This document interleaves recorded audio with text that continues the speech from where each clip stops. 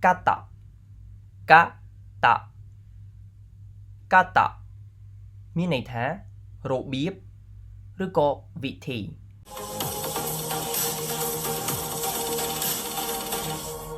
皆さんこんにちはសួស្តីអ្នកទាំងអស់គ្នាថ្ងៃនេះពួកយើងទៅសិក្សាអំពីពាក្យ JLPT N5 បន្ថែមទៀតទាំងអស់គ្នាបើអ្នកទាំងអស់គ្នាចូលចិត្តវីដេអូនេះសូមកុំភ្លេចចុច like និង subscribe ជាមួយខ្ញុំផង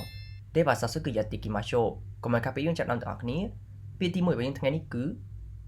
calendar calendar calendar មានន័យថាប្រតិទិន calendar ឧទាហរណ៍ calendar を壁にかけます calendar を壁にかけますមានន័យថាព្យួរប្រតិទិនទៅនឹងជញ្ជាំងឬក៏លើជញ្ជាំងអញ្ចឹងពាក្យថា calendar គឺមានន័យថាប្រតិទិនគឺជាពាក្យកម្ចីពីពាក្យអង់គ្លេសនឹងឯង kabe មានន័យថាជញ្ជាំង kabe ni មានន័យថាលើជញ្ជាំង kakemas គឺជាកិរិយាសព្ទមានន័យថាព្យួរចឹងដល់ពេលយើងនិយាយថា kabe ni kakemas មានន័យថាព្យួរទៅលើជញ្ជាំងចឹងត្រៀមទាំងអស់គ្នា calendar calendar calendar មានន័យថាប្រតិទិនឥឡូវទៅមើលពីបន្ត kariru kariru kariru មានន័យថាខ្ចីខ្ចីនេះគឺជាកិរិយាសព្ទមានន័យថាយើងខ្ចីលុយឬក៏ខ្ចីរបស់អ្វីមួយ to borrow ឧទាហរណ៍ お金を借りるお金を借りるមានន័យថាខ្ចីលុយពាក្យថាお金មានន័យថាលុយ借りるមានន័យថាខ្ចីជាកិរិយាសព្ទអញ្ចឹងお金を借りるមានន័យថាខ្ចីលុយចឹងត្រៀមទាំងអស់គ្នា 借りる借りる借りるមានន័យថាខ្ចីឥឡូវមើលពីបន្ត軽い軽い軽いមានន័យថាដែលស្រាល light ឧទាហរណ៍軽いカバンが欲しい軽いカバンが欲しいមានន័យថាខ្ញុំចង់បានកាបូបដែលស្រាលអញ្ចឹងពាក្យថា軽いមានន័យថាស្រាលគឺជាគុណនាមអ៊ីកាបាំងមានន័យថាកាបូបអញ្ចឹងនៅពេលយើងនិយាយថា軽いកាបាំងមានន័យថាកាបូបដែលស្រាល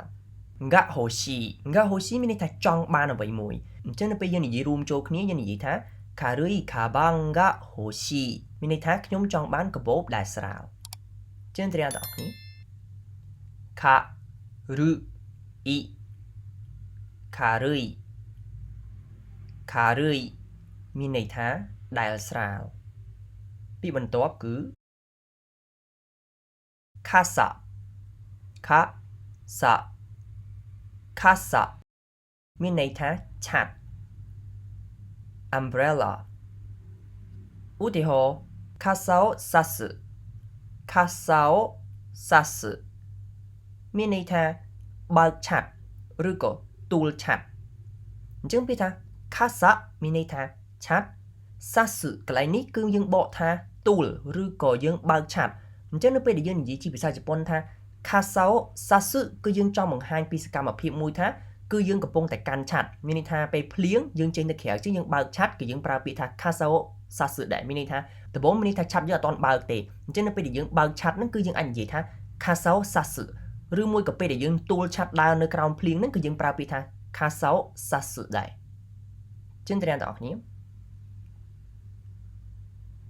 casa casa casa មានន័យថាឆ័ត្រពីបន្ទាប់គឺ kasu kasu kasu មានន័យថាឲ្យខ្ចី to lend ឧទាហរណ៍ ペンを貸してもらえますかペンを貸してもらえますかមានន័យថាតើអ្នកអាចឲ្យខ្ញុំខ្ចីប៊ិចបានទេអញ្ចឹងពាក្យថា pen មានន័យថាប៊ិចគឺជាពាក្យកម្ចី kashite 貸してគឺពីដើមមកយើងគឺ貸すនឹងឯងនេះគ្រាន់តែយើងបំបែកទៅជាទម្រង់តិគេហើយអញ្ចឹងទៅជា貸してមានន័យថាឲ្យខ្ចី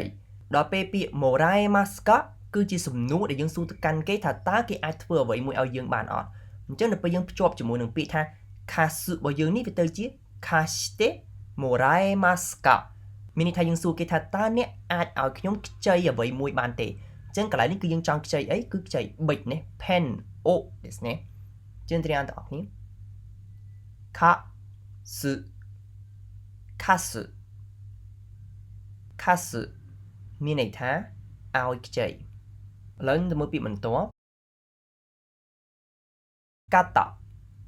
កាតាកាតាមានន័យថារបៀបឬក៏វិធី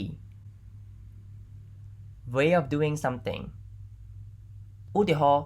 話し方話し方មានន័យថារបៀបនិយាយឬក៏វិធីនិយាយអញ្ចឹងពាក្យថាហាណាស៊ីនឹងគឺមកពីពាក្យដើមគឺហាណាស៊ឺមានន័យថានិយាយអញ្ចឹងនៅពេលយើងយកពាក្យហាណាស៊ឺដែលមានន័យថានិយាយបូកជាមួយនឹងពាក្យថាកាតាដែលមានន័យថារបៀបឬក៏វិធីអញ្ចឹងវាទៅជាហាណាស៊ីកាតាបដូរពីស៊ឺទៅស៊ីណាអញ្ចឹងទៅជាហាណាស៊ីកាតាមានន័យថារបៀបនិយាយឬក៏វិធីនិយាយនេះព្រោះពាក្យថាហាណាស៊ឺគឺជាកិរិយាសព្ទដល់ពេលយើងបូកជាមួយនឹងពាក្យថាកាតានេះធ្វើឲ្យពាក្យហ្នឹងទៅជានាមវិញណាជឿនទាំងអស់គ្នាកាតាកាតាកាតាមានន័យថារបៀបឬក៏វិធីពីបន្ទាប់គឺ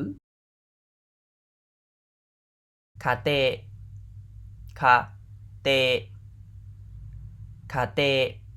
មានន័យថាផ្ទះសម្បែង household អញ្ចឹងពាក្យខាតេនេះគឺយើងសំដៅទៅលើកន្លែងដែលយើងរស់នៅប្រចាំថ្ងៃឥឡូវយើងទៅទាំងអស់គ្នាខាតេខាតេខាតេមានន័យថាផ្ទះសម្បែងពីបន្ទាប់គឺ家族家族家族មានន័យថាគ្រួសារ family ឧទាហរណ៍家族と一緒にご飯を食べます家族と一緒にご飯を食べますមានន័យថាខ្ញុំញ៉ាំបាយជាមួយនឹងគ្រួសារអញ្ចឹងពាក្យថា家族មានន័យថាគ្រួសារតមានន័យថាជាមួយអញ្ចឹង家族とមានន័យថាជាមួយគ្រួសារ一緒に一緒にគឺមានន័យថាជាមួយគ្នាご飯を食べますមានន័យថាញ៉ាំបាយご飯មានន័យថាបាយ食べますមានន័យថាញ៉ាំអញ្ចឹងご飯を食べますមានន័យថាញ៉ាំបាយដល់ពេលយើងសរុបចូលគ្នាទាំងអស់គឺ家族と一緒にご飯を食べます家族と一緒にご飯を食べますមានន័យថាខ្ញុំញ៉ាំបាយជាមួយនឹងគ្រួសារជឿនទាំងអស់គ្នា家族家族家族មានន័យថាគ្រួសារឥឡូវទៅមើលពាក្យបន្ទាប់ខាវខាអ៊ឺខាវមានន័យថាទិញ to buy to purchase ឧទាហរណ៍新しいスマホを買った新しいスマホを買ったចឹងពាក្យថា新しいមានន័យថាថ្មីスマホមានន័យថាទូរស័ព្ទដៃគឺសំដៅទៅលើ smartphone ណាអញ្ចឹង新しいスマホមានន័យថាទូរស័ព្ទដៃថ្មី買ったអញ្ចឹងខាតៈនេះគឺយើងបំបែកទៅជាទម្រង់អតីតកាលរួចហើយមានន័យថាបានទិញនេះពាក្យដើមមកយើងគឺខៅមានន័យថាទិញដល់ពេលយើងបំបែកទៅជាទម្រង់ថាគេវាទៅជាអតីតកាលមានថាយើងបានទិញទូរស័ព្ទថ្មីនឹងរួចហើយណាអញ្ចឹង新しいスマホを買ったហើយយើងទាំងអស់គ្នាខាអ៊ឺខាអ៊ឺខាអ៊ឺមានន័យថាទិញពីបន្ទាប់គឺ川川មានន័យថាទន្លេ river ចឹងត្រូវទាំងអស់គ្នាខាវ៉ាខាវ៉ាខាវ៉ាមានន័យថាទន្លេពាក្យបន្ទាប់គឺខាវ៉ាយីខាវ៉ាយីខាវ៉ាយីមានន័យថាគួរឲ្យស្រឡាញ់ cute ឧទាហរណ៍この子犬はかわいいこの子犬はかわいいមានន័យថាកូនឆ្កែនេះគួរឲ្យស្រឡាញ់មែនទែនចឹងពាក្យថាこのមានន័យថានេះកូ犬មានន័យថាកូនឆ្កែដល់ពេលយើងនិយាយថាこの子犬មានន័យថាកូនឆ្កែនេះかわいいមានន័យថាគួរឲ្យស្រឡាញ់អញ្ចឹងយើងបានこの子犬はかわいいមានន័យថាកូនឆ្កែនេះគួរឲ្យស្រឡាញ់ណាស់ឥឡូវត្រៀមទាំងអស់គ្នាかわいいかわいいかわいいមានន័យថាគួរឲ្យស្រឡាញ់ពាក្យបន្ទាប់គឺ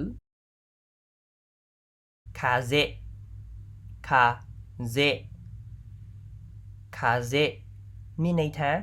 ខ្យល់ wind ឧទាហរណ៍風が強く吹いている風が強く吹いているមានន័យថាខ្យល់បក់ខ្លាំងចឹងពាក្យថា風មានន័យថាខ្យល់強くមានន័យថាខ្លាំង吹いているមានន័យថាកំពុងបក់អញ្ចឹង風が強く吹いているមានន័យថាខ្យល់កំពុងតែបក់ខ្លាំងឥឡូវយើងទៅរៀនទាំងអស់គ្នា風風風មានន័យថាខ្យល់ពាក្យបន្ទាប់គឺ風風風មានន័យថាផ្ដាសាយ a cold ឧទាហរណ៍風邪をひいた風邪をひいたមានន័យថាកើតជំងឺផ្ដាសាយអញ្ចឹងពាក្យនេះគឺយើងប្រើរួមគ្នាតែម្ដងនេះនៅពេលដែលយើងចង់និយាយថាយើងផ្ដាសាយយើងនិយាយថា風邪をひいた風邪をひいたអញ្ចឹងពាក្យ風邪មួយនេះហើយនឹងពាក្យមុននឹង風邪ហ្នឹងគឺខុសគ្នាអ្នកនរគ្នាមើលអក្សរកាន់ជីគឺឃើញថាខុសគ្នាមួយអក្សរតែមួយទេគឺអក្សរខាងមុខដូចគ្នាប៉ុន្តែពាក្យមួយនេះគឺមានអក្សរផ្សេងមួយទៀតអញ្ចឹង風邪ដែលមានអក្សរពីរនេះគឺយើងបកថាផ្ដាសាយផ្ដាសាយលក្ខណៈជំងឺយើងតឹងច្រមុះហ៊ីសបោហ្នឹងគេហៅថា風邪នឹងឯងនេះប៉ុន្តែនៅពេលដែលយើងប្រើតែអក្សរកាន់ជីមួយមុនហ្នឹងគឺយើងបកថាខ្យល់អញ្ចឹងអ្នកទាំងអស់គ្នាអាចនឹងអត្ថន័យបានទៅតាមប្រយោគចឹងត្រៀមទាំងអស់គ្នា風風風មានន័យថាផ្ដាសាយពាក្យបន្ទាប់គឺ警官警官警官មានន័យថាប៉ូលីសឬក៏នគរបាល policeman police officer ឧទាហរណ៍警官を呼ぶ警官を呼ぶមានន័យថាហៅប៉ូលីសអញ្ចឹងនៅពេលដែលយើងមានបញ្ហាអីកើតឡើងលក្ខណៈថាមាននរណារំខានយើងឬក៏រោរឿងយើងអីយើងអាចនិយាយថាអញ្ចឹងខ្ញុំហៅប៉ូលីសណាយើងអាចនិយាយថា警官を呼ぶ警官を呼ぶអញ្ចឹងពាក្យថា警官គឺមានន័យថាប៉ូលីស呼ぶមានន័យថាហៅអញ្ចឹង警官を呼ぶមានន័យថាហៅប៉ូលីសគឺគេនិយាយដូចភាសាខ្មែរយើងទេអញ្ចឹងកន្លែងនេះអ្នកនរគ្នានឹងឃើញថាពាក្យ警官នេះវាដូចជាមួយនឹងពាក្យមួយទៀតគឺ警察警察ក៏មានន័យថាប៉ូលីសដែរតាមពិតពាក្យពីរនេះគឺមានន័យតែមួយទេគ្រាន់តែពាក្យ警官នេះគឺបានកាត់ចេញមកពីពាក្យ警察官ពាក្យពេញរបស់ប៉ូលីសយើងនិយាយថា警察官ពេលដែលយើងយកមកនិយាយយើងខ្ជិលអានវែងព្រោះវាមាន3អក្សរអញ្ចឹងយើងកាត់មកអក្សរចេញទៅជា警官ចឹងត្រូវទាំងអស់គ្នា警官警官警官មានន័យថាប៉ូលីសឬក៏នគរបាលឥឡូវយើងទៅមើលពាក្យចុងក្រោយរបស់យើងខេកុងខេកុងខេកុងមានន័យថាអាពាហ៍ពិពាហ៍ marriage ឧទាហរណ៍結婚式に参加します結婚式に参加しますមានន័យថាចូលរួមពិធីមង្គលការឬក៏ចូលរួមពិធីអាពាហ៍ពិពាហ៍អញ្ចឹងពាក្យថាខេកុងគឺមានន័យថាអាពាហ៍ពិពាហ៍ឬក៏មង្គលការដល់ពេលយើងបូកជាមួយនឹងពាក្យ shiki មានន័យថាពិធីវាទៅជាខេកុង shiki មានន័យថាពិធីមង្គលការឬក៏ពិធីអាពាហ៍ពិពាហ៍នេះ参加しますចឹងពាក្យថា参加しますនឹងមានន័យថាចូលរួមអញ្ចឹងនៅពេលយើងនិយាយថាខេកុង shiki នេះ参加しますមានន័យថាចូលរួមពិធីមង្គលការឬក៏ចូលរួមពិធីអាពាហ៍ពិពាហ៍ចឹងត្រូវដល់នេះខេកុងខេកុងខេកុងមានន័យថាអាពាហ៍ពិពាហ៍いかがでしたかយ៉ាងម៉េចអ្នកនរគ្នាចំពោះមេរៀនថ្ងៃនេះអញ្ចឹងសង្ឃឹមថាអ្នកនរគ្នានឹងអាចចងចាំពាក្យទាំង15នេះទាំងអស់គ្នាដើម្បីចង់ដឹងថាអ្នកនរគ្នាបានចងចាំអ្វីដែលបានរៀនដែរឬទេតោះឥឡូវយើងទៅសាកល្បងកូនតេស្តមួយទាំងអស់គ្នាចំពោះតេស្តនេះខ្ញុំចេញជាភាសាជប៉ុនហើយអ្នកនរគ្នារៀនអានហើយនឹងបកប្រែជាភាសាខ្មែរដោយខ្លួនឯងយើងចាប់ផ្ដើមអ្នកនរគ្នា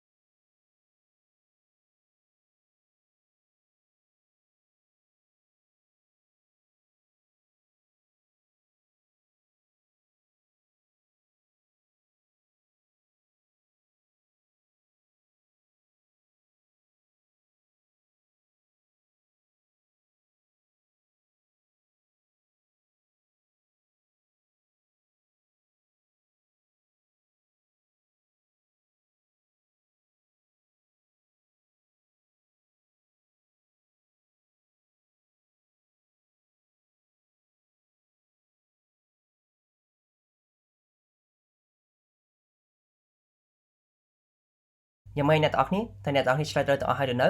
បើអ្នកនរគ្នាឆ្លើយត្រូវទាំងអស់មានន័យថាអ្នកនរគ្នាបានចងចាំអ្វីដែលបានរៀនរួចហើយចំពោះអ្នកមិនទាន់ឆ្លើយត្រូវអ្នកនរគ្នាអាចត្រឡប់ទៅមើលវីដេអូឡើងវិញហើយត្រឡប់មកធ្វើទៅម្ដងទៀតដើម្បីឲ្យកាន់តែឆាប់ចាំពាក្យទាំងអស់នេះそれではまた次回の動画でお会いしましょうご清聴いただきありがとうございましたអរគុណសម្រាប់ការតាមដានអ្នកនរគ្នាជួបគ្នានៅវីដេអូក្រោយទៀតបាយ